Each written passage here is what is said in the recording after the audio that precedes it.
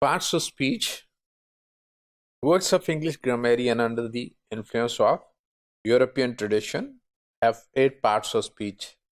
The difference is not much, except that participles used to be considered as separate parts of speech, but now they are considered as parts of verbs.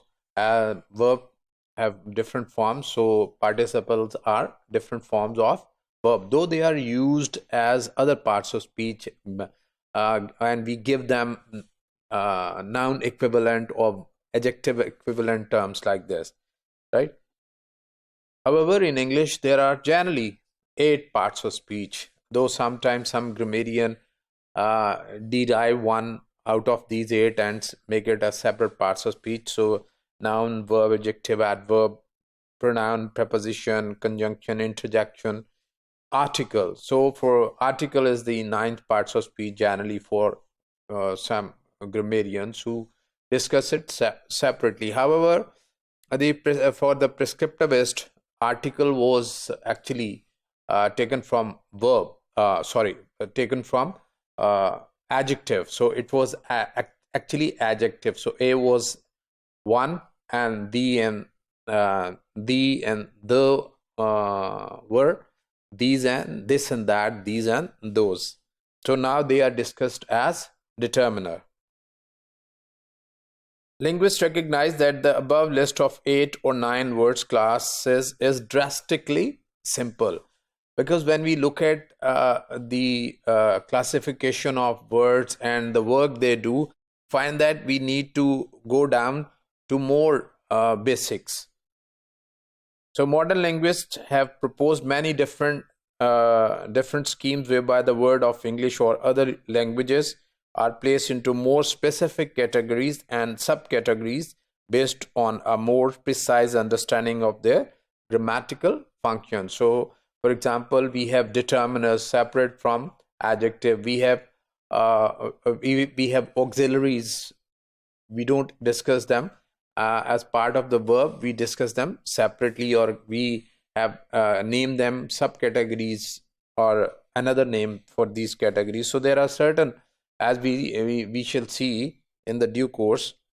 In English grammar open class, we have the linguists have divided the verb into 2 classes: open class, and this open class refer to the categories content word which are meaning bearing word or the meaning carrier words, and it's like noun, verb, adjective, adverb, and the closed class words which these are the class of words which have no addition to them.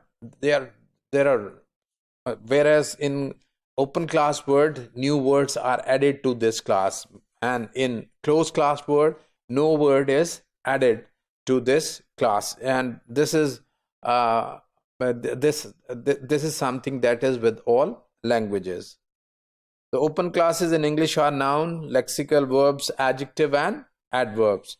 Obviously, it means that the other classes are closed class: pronouns, preposition, conjunctions, etc. And you will seldom find that there is some addition into these class. But however, the open class words are the words which are always open to having new words into the categories.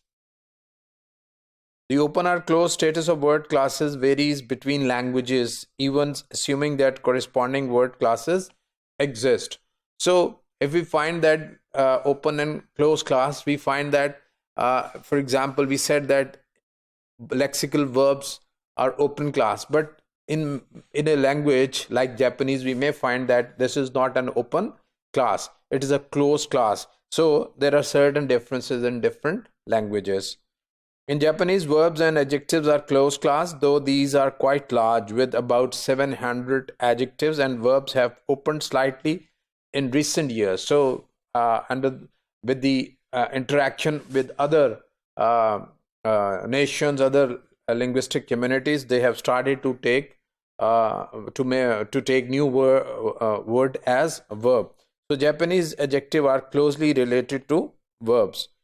By contrast, Japanese pronouns are open class, whereas as we know that they are in English or many other European languages, they are closed class. If they can even be considered a class, and nouns become used as pronoun with some frequency. So in Japanese language, noun becomes as become used as pronouns, so they can function as pronouns. So the concept of parts of speech and in other languages and in English is different, right? So when the more we move towards syntax, we'll find different terminology for different parts of speech.